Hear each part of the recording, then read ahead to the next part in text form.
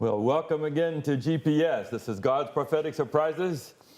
And we have a little surprise to share. We have three of us that you've seen before, and we've added Pastor Philip. Good to see you. With an F. With an F. The last name I cannot do, so you share it with us. You're by yourself. Milosavljevic. Great. Close. One more time. Great One more time. Okay, go ahead. You do it. Milosavljevic. Milosavljevic. But one of my deaconesses in church looked at me and she said, listen, I can't say that, so I can say meatloaf sandwich. So Philip Terrible. Meatloaf Sandwich is what we go by. This is Serbian, what? Yeah, Serbian nature, yeah. Serbian, Yeah. welcome. Thank you. We've Thank been you. together in Orange County before, and you've preached in our church, and so we've known you. We did a camp out together. Yeah, we did. Was that with you? Were you in that camp out? Yes. Up at Joshua Tree? Uh-huh. I think so. I wasn't, but And he went away to where? You went to Missouri, Tennessee? Where did you go? Arkansas. Arkansas. Your wife's a doctor. Yep. And somehow they got her like back, that. and we get you back. Yes. What is your position now? So I'm the young adult pastor at the University Church. Loma Linda University Church, right here. Yeah. Young adult for Campus Hill Church, young adult for Loma Linda. We're thrilled to have you. Yeah. And we should probably my mention that we were planning to have 5 today yeah. with Pastor the addition Viana's of Philip, sick. but Pastor Viana came up sick just before this recording. So here we are. Hey, Two good, young good. adult pastors and two who used to be but are not young adults anymore. But we're thrilled to have you guys, and welcome. Welcome, Thank you. Philip. Thank you so much. And he has stuff he brought with him, so we're going to get wisdom and the truth finally. So we're glad. Good. Anyway, we're here with GPS and Revelation. If you're just catching up, get a Bible. If you're with us a long time, we're in the 7 trumpets. And so Revelation chapter 9 really begins the 5th trumpet. We've been at that for a while. But we thought we would loop back a little bit in case you have some wisdom for us, Philip, but also we started with the idea of darkness. If you remember, we were in the 4th trumpet. There's a third of the world is dark. A third of the time is dark. And now in Revelation 9, we have the 5th trumpet, and now the smoke is covering and it's dark. Everything is dark. So light is God and Jesus and truth, right? And so darkness would be the absence. And we talked about secularism, atheistic secularism. So we thought we ought to at least tie that together a little bit more. So modernism, postmodernism. May our professor give us a one-sentence summary of modernism. How would you define modernism? You said off camera you were a child of modernism. Yeah, What did you well, mean? modernism is the reaction to the concept of the church and the Bible being the controlling center of human thought and human search for truth. In the Enlightenment, 18th century, 19th century, the search for truth moved away from Scripture to science, to experimentation, to observation, the 5 senses, etc. Right. And that was felt to be a more reliable source of truth than either the Bible or the church, because lots of different churches out there, so who's right? And then lots of different interpretations of the Bible, and so science was felt to be sort of a self-correcting way of searching for truth. So secular modernism is, I think, the idea that we find truth through our experience, through our observation, through our own practice and experimentation, not from supernatural sources. So the secular modernist tends to be someone that does not see God as a major factor in their lives.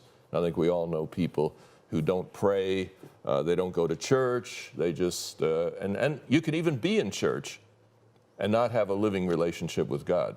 Does that ever happen? Absolutely. Yeah, I think so. Okay. Absolutely. Postmodern secularism, on the other hand, in summary form, the younger generation, say people's 20 through 50 more right now, and the postmodern generation is more open to God, is more involved with God, is more spiritual than the secular modernists were, but tends to be suspicious of church and institutions and things like that. Yeah. And then, Shifra says, there's now a new generation which is The postmodernism. And where are they at? So this would be like a progression from the modernist to the postmodernist, now having children who are postmodernist, so they don't even have a frame of reference when it comes to religion. So these are the people that you might encounter in secular countries, if you will, whose children might come across a pastor and ask a question like, wait, those still exist? Like churches are museums, they're masterpieces of architect and design, but church as a living, breathing body of people, or even in an institution, it's just not in their frame of reference. Church may or may not be in the vocabulary. Well, it's very much the world my son is involved in. I mean, he's sort of a hacker, programmer sort of person. And pretty much everyone that he deals with online proclaims himself either to be an atheist or an agnostic. I think the shift right now is really towards not even being atheist any longer. It's non-theist. Non-theist. Really, talking to one university student who was in a physics department, and he said he's one of 2 who are Christian amongst 20. The rest, they're no longer even calling themselves atheists. They're agnostic because they don't have any fight in the game. Yeah. For them, to say they're atheist means they're anti-God. But for them, they're just like, it doesn't really matter anymore. So I think the fight now we have is, and I call it a fight, but not necessarily a fight, but more so just the trouble the church has going forward is how do you convince a young person who's more concerned about, will I get married? Can I make money? Is there happiness? Church, what role does that really have in my life? How does that benefit me right now? As they say, living my best life now, how does that make sense? So when you look at Revelation talking about, darkness emerging, I mean, we're in that. We're in that. And Dan, I think it all goes back perhaps to our generation, if we want to point any fingers, and we don't necessarily have to, but I think as people look at our generation, they see our commitments to church and our commitments to institution, and they say, how has that made your life better? I think so many of our generation, and then spilling down to people's in their 40s, 50s, and 60s, the younger generation looks at them and just says, I don't see why that would make my life better. How can you show me that this matters? And maybe they're not even asking the question. So I think we're at an age where if Christian faith is to make a difference, it's going to have to be fresh and new. It's going to have to sort of break away maybe from some of the previous paradigms and demonstrate that it actually works in the real world. And I would argue that this is an opportunity to do what you're saying. It's an opportunity, not just a challenge, but an invitation to really hone in on what is church. Is church an institution as our generation understands it, or can we redefine what institution is when it's described in passages like this, or what religion is, or what church is, and what are the nuances? I think this generation these are experts. Now I'm pastoring Gen Zs. I'm officially a pastor of Gen Zs, right? Not just millennials anymore. When I started out with you, Pastor Dan, it was all millennials, right? Now it's like this whole new generation in college, Gen Zs, and they're experts at nuancing everything. Topics of gender, topics of church. We're right now talking about how church is not a building, church is not XYZ. The church can leave the building. It's like when we get together and we go out of the building at Campus Hill Church, our senior pastor there is saying, the church has now left the building. We have to be able to incorporate that. And I think Gen Zs and the postmodernist mind can really grasp that. That's not a brand new idea. It's not a brand new idea, but it's a brand new generation that needs to hear that idea. Does that make sense? That we be the church, not just go to church. Where's the church? Tuesday, 3:30. Wherever they are, getting out of school. It's not 11057 Hill Drive, Loma Linda, California. How is that different from Bonhoeffer and religionless Christianity? Well, Bonhoeffer saw far ahead. in Europe, he could already see that back in the 30s. So he's talking about what's happening now. Yeah, so 75 years ago, Bonhoeffer already saw that that Christianity needed, so, you know, for him, religion is the institution. You know, some of us may think religion is the idea, but for him, religion was the institution. He says institutional Christianity is increasingly irrelevant, and we need to figure out, he didn't mean atheism, he said a religionless Christianity would be a Christianity that breaks out of the boundaries of institution. And then I have a friend who's a world religion professor, and he redefines religion for me in a way that can be used safely and in a helpful way in this generation, as it is a code of, it is a way, okay, he says it way better, but my takeaway is basically it's symbols that a group of people understand and use to convey and practice their beliefs. And that you can go across all religions, right? Whatever religion is.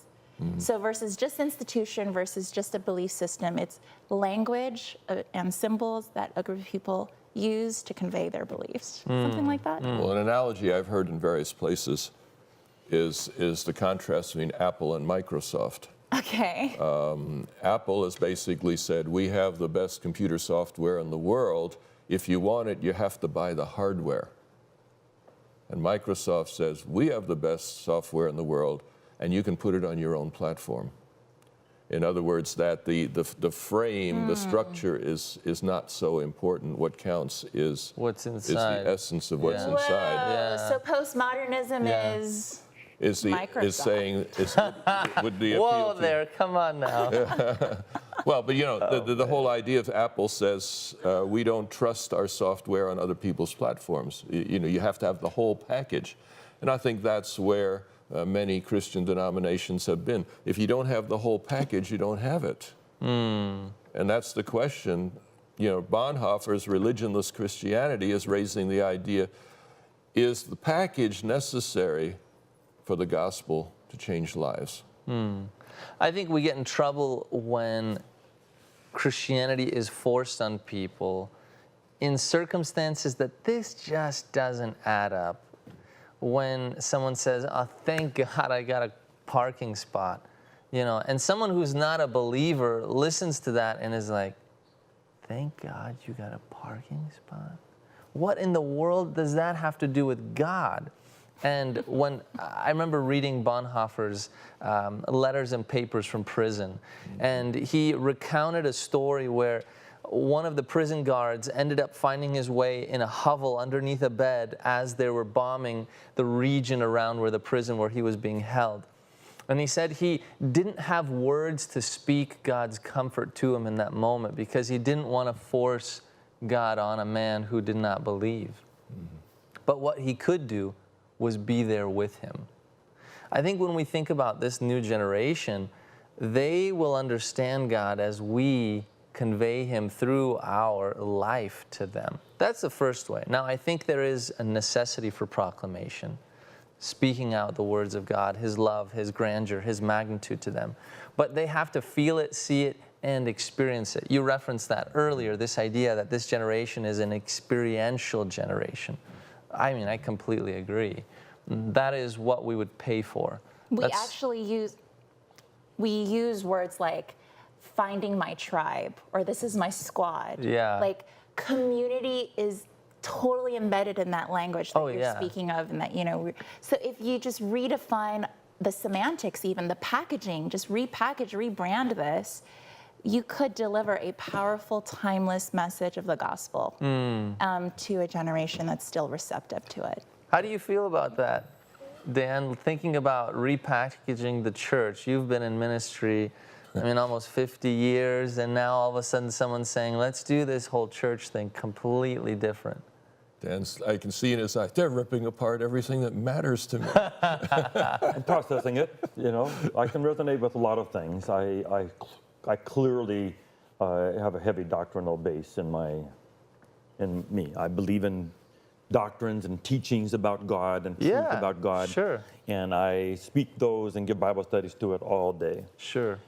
but I love the church, and I love the people of the church, and I love the doing of the church.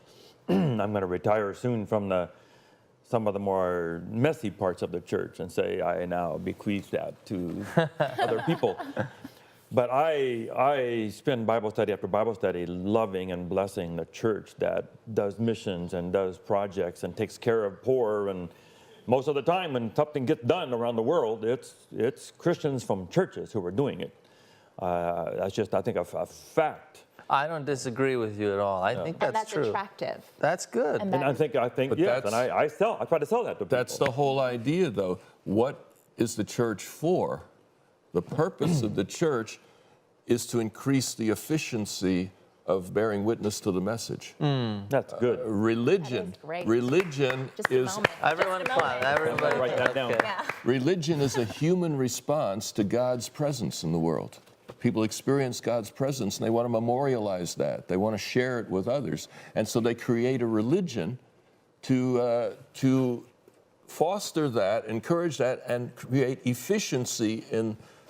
The problem is, over time, institutions become focused on themselves rather than the original mission. And that's Say the that. danger that any denomination, any church needs to be wary of. I happen to be a Seventh-day Adventist, and my tradition is breaking away from some of those institutions that got locked into themselves and saying, no, we need to bring a fresh approach, and it needs to be less institutional. Early on, they said, if we even organize, it'll become Babylon. And then later on, I said, well, no, without organization, there's no efficiency. So we took the risk as a Seventh-day Adventist church of creating the organization. Come on. For the efficiency, and you see the efficiency. You see ADRA, helping the poor all over the world.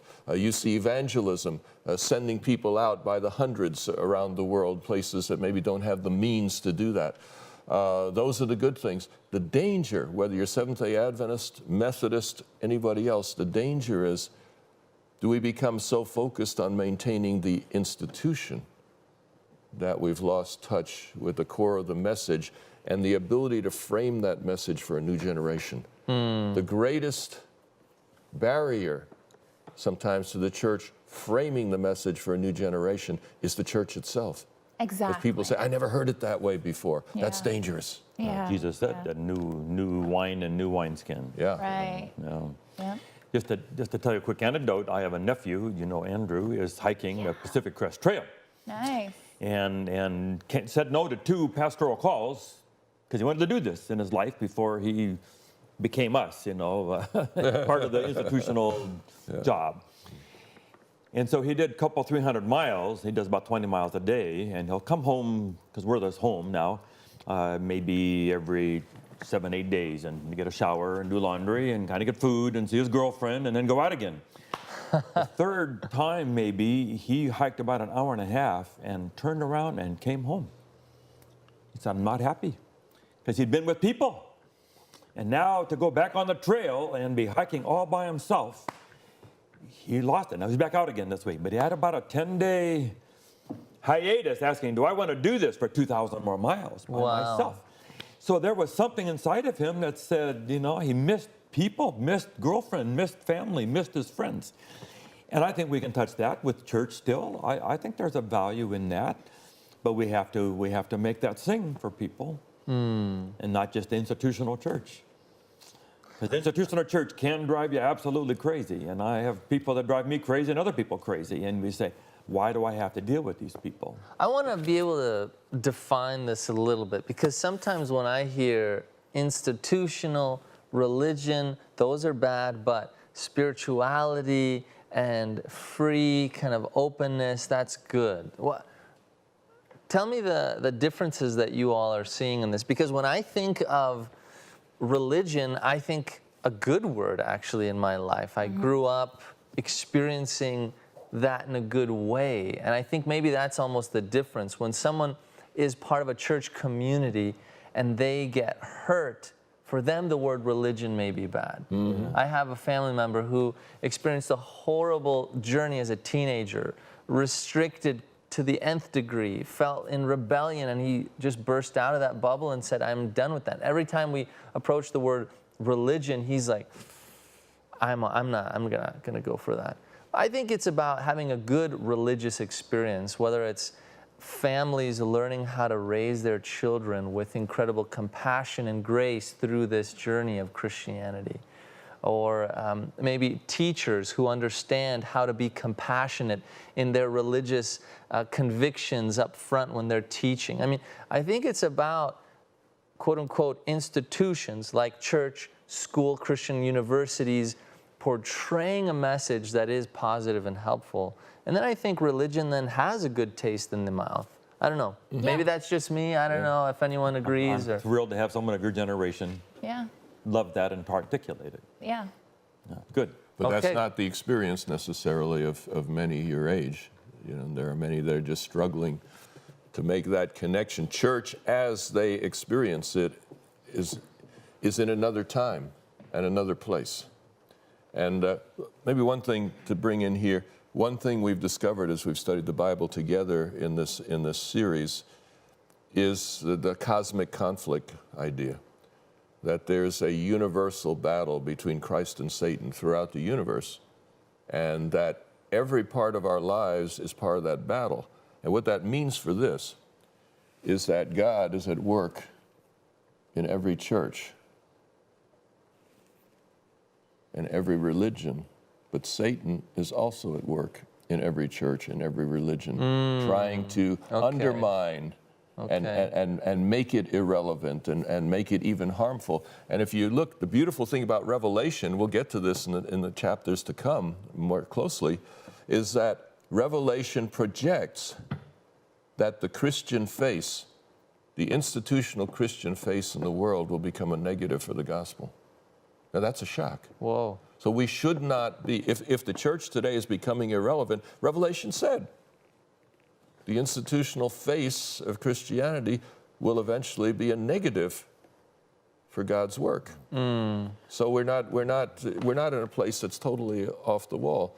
And you know, in the Middle Ages, there was a poster child for that development, where the church became locked into itself and the gospel was lost. The Bible was even chained, inside the building, etc. So people couldn't really study it for themselves.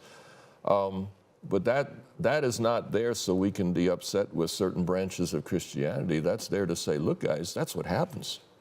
Sinful human beings, when they get together to celebrate me, eventually start celebrating something other than me and calling it the real deal. I think the only concern comes when you have individuals who always say, well, you've gone a bit too far. We need to reform. And now you have reformed denominations. Because every time, you've gone in excess, or you're going in rebellion, you're in Babylon, there's apostasy. I mean, I don't know when the end of that comes. I think what happened in the Middle Ages was very healthy, very good. But then how do you correct that going forward? I've got a juicy question. You talked about how the church was is for the efficiency of bearing witness to the message, right? What is more destructive? Having efficiency to bear to the witness, but lacking and compromising effectiveness, or lacking effectiveness? Do you see what I'm saying? Like, if you had to choose between efficiency and effectiveness, I think as we're looking into the sixth trumpet, we're gonna look at a shift. You know, the fifth trumpet's like, okay, it's a response, it's a reaction to choosing one over the other, efficiency and effectiveness. And the sixth trumpet seems to be the same thing, but just choosing the one that wasn't chosen before. And like, we can see it right now. So we've organized ourselves in the Seventh-day Adventist denomination because we wanted to increase efficiency. But maybe now we're still choosing efficiency over effectiveness. So we're actually not doing what we're supposed to be doing, but we're efficiently doing what we're not supposed to be doing. Let me give a specific illustration of this. One of my secret lives is frontier missions. I've published in mission journals, often under pseudonyms and things like that.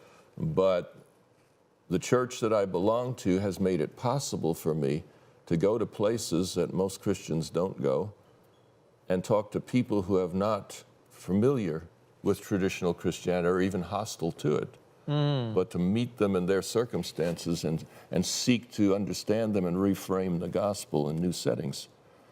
It is the church that has made it possible to do that kind of ministry. It is also the church, perhaps another side of the church, that is the biggest opponent of that, because they want Say more. it to be said the way it's always been said. But the way it's always been said is not going to reach those people. Yeah. And so you have to do what Paul said in 1 Corinthians 9, become all things to all people.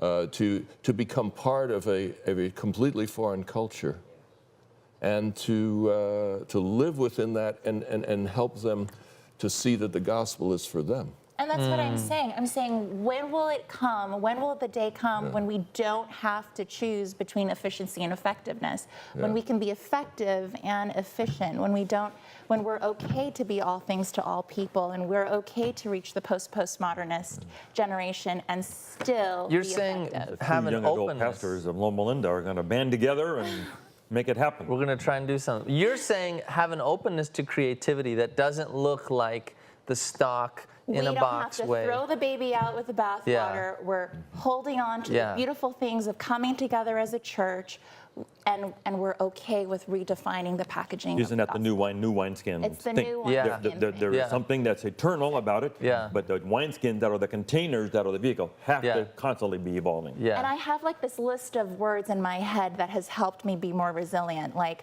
okay, religion, kind of a trigger word to a lot of people that I minister to. Institutional as well. Church, I'm trying to savor that one and keep it as clean as possible. But here's a whole list that I don't even have to walk on eggshells with. The word team, community, family, leadership is still pretty good out there. You know, squad, tribe, love. I mean, all of these words I can use to package a beautiful message that's still timeless, right? I think another thing to talk through with that is how does one generation pass on the keys to the next so that there is that sense of openness to their new ideas. But that's why you're on the show. And if there is no passing on, Ending it. that's what college and university is all about. The primary purpose of college and university is to take the collective wisdom of one generation and pass it on to the next. So there is that continuity, got to be that continuity. But on the other side, for the gospel to truly fly in a new generation, it may need to use language and forms that will make the other generation fearful that maybe we're losing something. So there's a tension between those two. To be continued, my friends. oh man, I talked about Hebrews 12 in my church last week. You know, I'm 6 weeks from retirement. And, you know, there's the relay race, and there's going to be a group at the end. I thought I was going to be that last anchor leg. Well, I'm not going to be unless Jesus comes in the next 6 weeks. And I'm going to hand it off, and that's what we're going to do. Anyway, thank you for being with us. This is GPS. See you next week.